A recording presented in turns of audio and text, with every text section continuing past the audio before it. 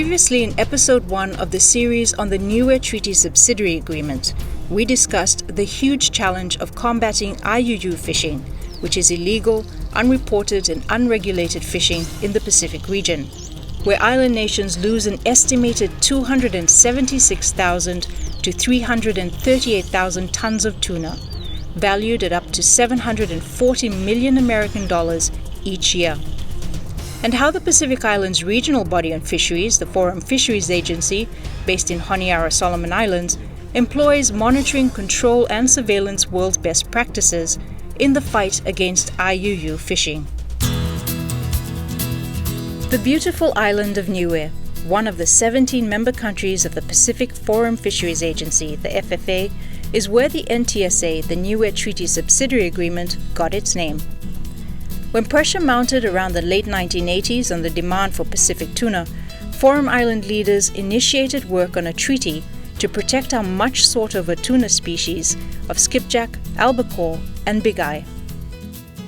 Fighting IUU fishing is a huge challenge, given that majority of those involved in this practice are the licensed fishing vessels and not the unlicensed ones.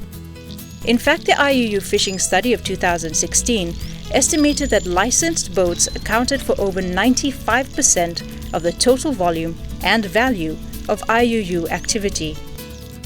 In April 1992, the Niue Treaty on Cooperation in Fisheries Surveillance and Law Enforcement in the South Pacific region was endorsed by the 22nd Forum Fisheries Committee in Niue. Regional fisheries ministers provided further MCS options and flexibilities 20 years later, in December 2012, with the Niue Treaty Subsidiary Agreement. The NTSA provides a framework in which our member countries can use to collaborate in their efforts of addressing IUU. And this is in the sense that it provides them a platform in which they can share their resources, whether that being in the form of assets, human resources, and even the financial resources that they are able to share amongst the members. Altogether, the Niue Treaty Subsidiary Agreement has 4 parts of 30 articles. These articles provide innovative features that offer one-stop-shop solutions, flexibility in pushing the limit in international law in its provisions like hot pursuit, as well as navigating jurisdictional enforcement issues such as cross-vetting, immunity, payment terms, cost recovery and sharing, and exchange of fisheries data and intelligence. Under Part 1 and the general provisions of NTSA, Article 1 is about definitions. Article 2 provides the 3 key objectives of NTSA, which are to maximize the operational reach and effectiveness of fisheries, monitoring, control, and surveillance tools, prevent, deter, and eliminate illegal, unreported, and unregulated fishing, and contribute to broader regional law enforcement efforts. Article 3 then provides the areas that are being authorized by the authority, which refers to the national authority at each national level. So in most instances is the Fisheries Department or the Fisheries Authority that has the authority under the treaty. And the authority then identifies area within the jurisdiction of a particular country in which the treaty applies to. So in most situations, what we have seen under the agreements that members have identified, the treaty applies to their exclusive economic zone. So any activities that occur within that area, the treaty would apply to. There are certain situations where our member countries can also then authorize for the application of activities under the NTSA into other maritime zones. So for instance, the territorial sea and also the contiguous zone. But the prerogative of giving that authority is on the member themselves. The treaty under Article 5 requires that a party must identify who that national authority is. And this is basically to then allow a clear direction and authority from the members on which of their national authority under the treaty has the authority to provide any of the powers that are required for within the treaty in itself. And Article 6 provides some of the roles in which the parties have agreed to fall on the FFA Director General and the Secretariat as a whole. So for instance, these include the establishing and the maintaining of the NTIS, developing, monitoring and proposing updates to the standard forms, as well as then receiving, storing any information that members provide for as part of the NTSA. The last article that I would like to point out in terms of Part 1 of the NTSA is Article 7, and this deals with the NTIS, the New Treaty Information System. And this is a new feature under the New Treaty Agreement. The NTIS has been established by the Secretariat. It provides modules and contains the forms that are provided for under the treaty, which operationalizes the treaty. So ideally it's then used as a platform in which members can use to either request for assistance or then to also then offer assistance to any of the members that request assistance from them. Part 2 of the New Treaty Subsidiary Agreement is about cooperation in conducting cooperative surveillance and enforcement activities, featuring Articles 8 to 18. Cross-border issues are covered under this section, including the touchy subjects of use of force in Article 12 and hot pursuit in Article 13. So Article 8 provides the provisions in which each of the parties will be cooperating. So for instance, Article 8 makes reference to the Annexes C, which are the forms that are to be filled that allows for the members to put in place who their authorized personnel are, who are their point of contact, what are the resources that they have in place, how then it provides for the procedures on how each of the parties can request assistance. It also provides for their provisions within the national laws that other parties may need to be aware of in order for an operations to take place.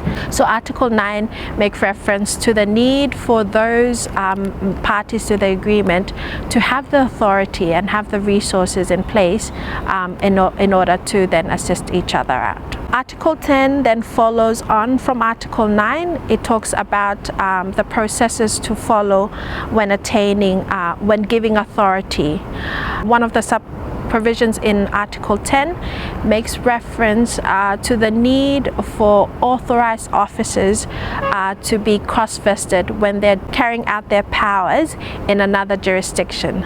Article 10 also then provides in details the need for clear procedures to be put in place so that any assisting party has in front of them the right procedures and know the limits and the authority of their jurisdiction when they are in the jurisdiction of a requesting party. Another important provision in Part 2 of the NTSA is required for in Article 11, which requires the authorized officers at all time when carrying out their powers to have on them identification. Another article that I want to highlight is also then Article 12, which talks about the use of force. And this particular article is of importance for the operationalizing of the NTSA because of the nature of the work that is covered and that is expected of any of the parties carrying out a request. So Article 12 requires that parties notify each other of what reasonable force is within their jurisdiction. Article 13 allows for a party to the NTSA to provide a standing agreement in the pursuit of hot pursuit in any of its operation. It does also then provide the step-by-step procedure on how hot pursuit is being undertaken under the NTSA. noting though that this is only applicable for members that are parties to the Niue Treaty Subsidiary Agreement. Otherwise, the standard provided for by the Law of the Sea Convention would apply in the general sense, and then also then the national law provisions around that. Article 14 requires that the parties to the Niue Treaty Subsidiary Agreement provides immunity for those other authorized personnel from another jurisdiction, in this case particularly a party to the NTSA, to have immunity when they're carrying out activities within their national jurisdiction or outside of their maritime zone. So say for instance in the example that I provided where Tuvalu is requesting assistance from the Cook Island, Article 14 requires that Tuvalu must extend the immunity that it has over its authorized officers to the authorized officers of the Cook Island in an operating activity. And this provides ease for those officers that are carrying out the duties and responsibility of a Tuvalu officer to have comfort knowing that the activities that they're carrying out, immunity has been provided to them. Article 15, which covers investigation, enforcement and follow-up actions. And this article under the NTSA provides the what is expected of those parties that are requesting assistance and those parties that are providing assistance. So say for instance when it's a request for assistance to patrol the EEZ of one of the members, in the scenario provided for Cook Island providing assistance to Tuvalu, Article 15 provides the process in which they need to follow. Once the activity is over, there is an expectation that a report is then put together by those parties that are involved. In this case, Tuvalu and Cook Island will put together a report on how the activity went. Article 16 also does take into account the possibility of each of the parties within the agreement in providing assistance in terms of ports and port inspections. So as I was talking about earlier in terms of the application of the treaty, in most situations it's limited to the exclusive economic zone. However, Article 16 of the NTSA recognizes that fisheries activities do also extend to the port, and that countries or parties to the NTSA can provide or request assistance in terms of those activities. So Article 16 makes reference to those activities and how each of the parties can provide assistance in terms of port and port inspections.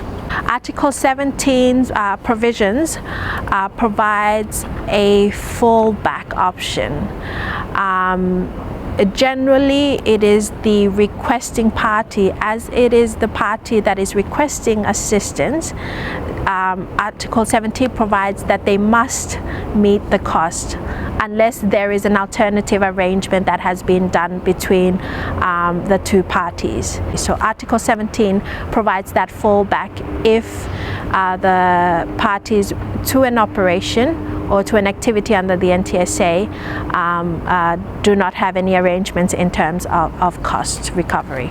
And Article 18 then talks about the sharing of fines and monies that any of the parties receive from an operation or an activity under the NTSA.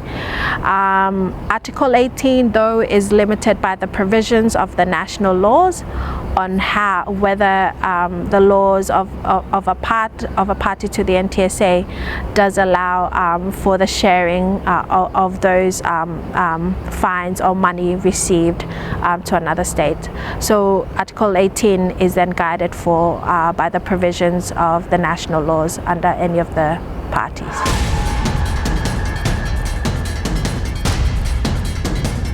Coming up in the next episode, we will continue with our discussion of the remaining salient features of the Niue Treaty Subsidiary Agreement, covering Part 3 on cooperation in sharing fisheries data and intelligence, and the final part, Part 4, on final provisions.